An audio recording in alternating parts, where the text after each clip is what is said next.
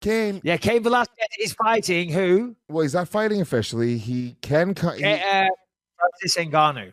That's not official, is it? I don't believe it's official, but it's in the works. And generally, when these things are in the works and on the way, they generally materialize. So, I mean, dude, what a fight! That's incredible. Yeah, it looks like it's going to happen. Phoenix, February 17th. This is multiple sources that have said this. Velasquez, when's the last time he fought, dude? You forget what a monster Cain Velasquez was. He had, I think there's only really been one bad performance, and that was against Bigfoot Silva, right? No, not Bigfoot. We're doomed, right? No. We're doomed. He killed Bigfoot Silva. He was a bloodbath. Yeah, Verdum was not good. And then he lost to JDS. He got knocked out, but he got clipped. It was that first Fox card. It was such a weird.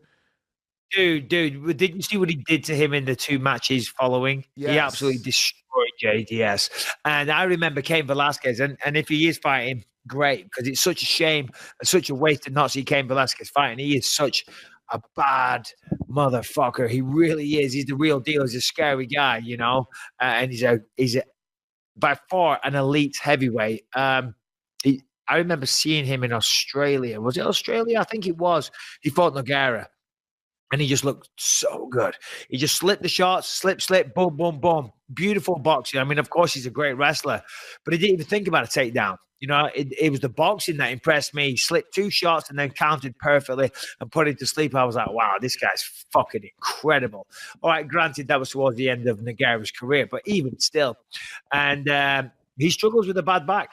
That's the issue. He struggles with a bad back. Now, of course, Daniel Cormier, he says that Cain's the baddest man on the planet. Of course, Cormier is the champ. And Cormier is probably being nice, because that's the type of thing you say. Which is, you got to respect that.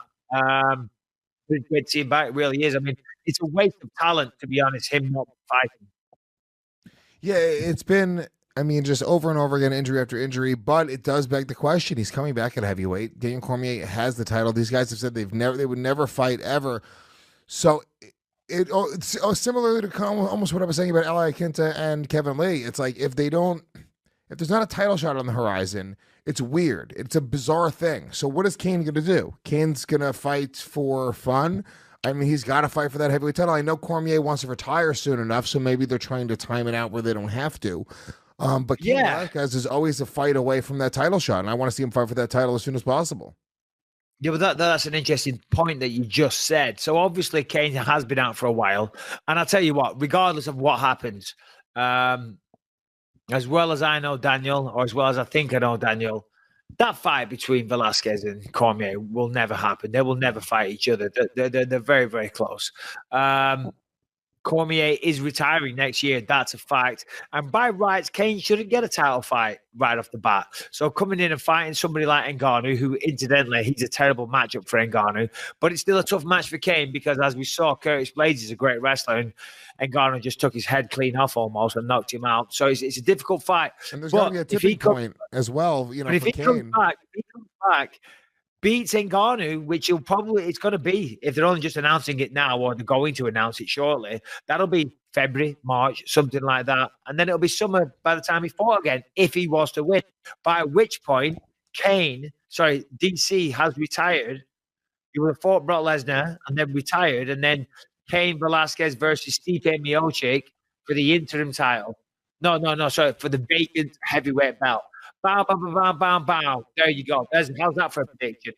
Cain Velasquez versus Stipe Miocic for the vacant heavyweight title summer international fight week next year. Boom. Write it down. If it doesn't happen,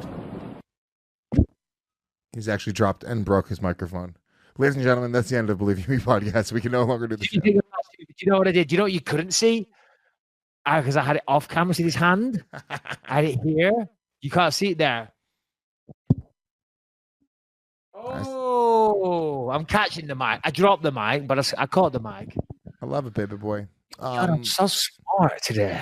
You really are on fire. Michael Bisping, let's get some questions going. Real quick before we do that, though, you should know we have every episode of the Believe You Me podcast available on demand. 103 episodes available on demand whenever you want them in HD, ad-free. I know people love to bitch and moan about the ads. Hey, you don't want to hear the ads? Guess what? You can hear them ad-free on gasdigitalnetwork.com. Use the promo code BYM. You get a 14-day free trial. Get access to this show plus 20 other shows on the network. You get them a day before they go to iTunes or YouTube. Ad-free, uncensored, all that good stuff. So make sure you use that promo code BYM. Make sure you get a free trial. This is just kind of a really interesting thing. And look, I know you probably know something, and I'm just going to judge by the look on your fucking face. Did you see the cryptic tweet that the UFC sent out? Hold on. Pull up this tweet. Also, can you somehow can you make it full screen so I can see it on this screen in here? Because I'm just getting a little thing in the corner. I actually want to see it on this screen. What cryptic tweet? We're going to pull it up on the screen for you right now. The UFC tweets out, basically, it's an image of what looks like a UFC title, and it's going across the top of it, and it shows what looks like an American flag and looks like a Canadian flag. And then at the end of the promo, it says 12/29/18, which, Harrington, what is the date? That is the night of Jones versus Gustafsson 2. Well, yeah, that will be that day. Okay. All right. This is the promo. Good. Oh, yeah. American flag. Canadian flag. All right. Okay. I don't need to see anymore. I know what it is. You know what it is? I know what it is. What do you mean? I think I know what it is. I probably don't know what it is. But the fact that it showed the top and it showed the American and then it showed the Canadian, but it didn't go down. Didn't go down at all. Now, I could be wrong. It possibly, and I know this is where you're probably thinking, it's adding a new weight division. The 165-pound division is probably what you're thinking of. Now, while I do agree that makes sense, and that should happen, there should be more weight classes in the UFC. Dana's done, he's been pretty adamant shooting that down in the press recently. Now, who knows? Maybe he's just messing with everybody, and they're going to add it anyway. But I don't think that's it. Now, what I think it might be was a while ago, and a little birdie told me this from the UFC that shall remain nameless. And this isn't like a big, oh shit, maybe oh man, hold on, I don't want to drop the bomb though. Do you know, I don't want to ruin the UFC surprise, because if I am right, then I might just fuck him. Because I don't think I am right, but I have a theory. Ariel Helwani, you're gonna pull a Brock Lesnar moment right now. Think, Michael Bisping. No, you got that juicy fucking gig in Brazil. I gotta be careful these days, bro. No. I know they were talking about bringing out new belts, a new design belt, and they were going to have for every country of somebody that's won a belt, their flag will be on the belt and represented. I don't know. You think they're going to premiere it on the 29th with Jones versus Gus 2 with their new belt? It might be a new design belt, maybe. I don't know though. And here's my disclaimer: I don't know. I'm merely hypothesizing there. I'm assuming it is a stab in the dark. If that is what that promo is for, the UFC can suck my fucking dick, because what a disappointing. What a disappointing result. We're designing a new belt. Here's this crazy cryptic promo that we're going to put out there right at the most convenient time when George St. Pierre just says that he's ready to come back, when they're talking about a 165-pound title. Doggy, if they... New belts are cool. New belt, not cool enough for a promo. No, because I heard that they were going to debut them when I fought GSP. But it was a conversation I had with someone. It was like about a year ago. Well, longer than a year ago. I fought George a year ago. About 18 months ago, someone said, oh, yeah, they're working on new belts. And for every fighter, every country that's won a belt will be on there. So they said, oh, there's going to be a Union Jack on there because I won the belt and I'm the only Englishman to do so. So it meant a lot to me. I was very proud of that. But I never heard anything from it again. It didn't materialize, obviously. So who knows? Maybe it is that. And I hope it is, but it probably is. You hope it isn't, because if it is, now you're going to have to fucking... It is a fuck. I can forget about that sweet flight, that business class flight down to Brazil. I'll be joining our Helwani. You're going to have to fucking report from a car outside of the building. I didn't know, Dana. I actually don't. I have no idea. I'm assuming, but assumption is the mother of all fuck-ups. Look, if they're sending out a tweet, I mean, look, all right, first of all, what was the date? 12/29/18. All right, they're not going to premiere. It's too close. It's too close. What do you mean? They're not going to fucking have somebody fight for a 165-pound title at the end of the month. and they've never mentioned it before. Like, it can't be that. It's not going to be that. Harrington, you want to say something? He's hypothesizing. No, that just feels to me like that's the announcement date. An announcement date at the...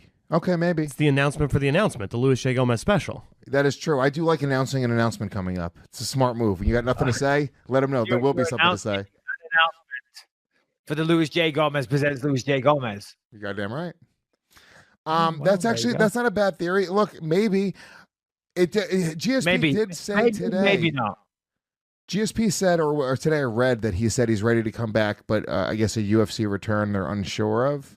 He said he's healthy. That's what he said, but he's not sure about a UFC return. Okay, all right. Well, listen, who cares? George does his thing. I can't get emotionally invested. I mean, don't get me wrong. I'm a massive fan of George. I think he's awesome. Nothing to do with the fact, fighting to him. But it's like, oh, I'm ready. I'm not ready. I'm going to fight. I'm not fighting. All right, if you want to fight, let me know. Just sign a fucking battle agreement and get on with it. If you don't want to, stop with the shroud of secrecy and like, ooh, I'm going to keep you all dangling on the end of something. I might fight. I might not. It's like when your girlfriend tries, she's like, I don't know if I want to go out. We'll see. Yeah. It's like, if you're going to fight, come back and say, guys, I'm healthy. I'm coming back and I'm fighting. Which would be great. I'd love to see George fight again. But yeah, me too. And also, to be honest with you, I'm not going to waste any energy sitting and hypothesizing again. Okay, no more hypothesizing. We're not doing it. But if they did do that, if they were going to do a 165-pound belt, if it was, let's say the theory is George St. Pierre coming back, 165-pound belt, they got the Canadian flag for that reason. Who's the American side of it? Hold on. Oh, no. Oh, so you think that one's an American and one's a Canadian? Yeah, like they're saying this is going to be a title. Right. I swear to God, I hadn't made that correlation. I wondered why you were going.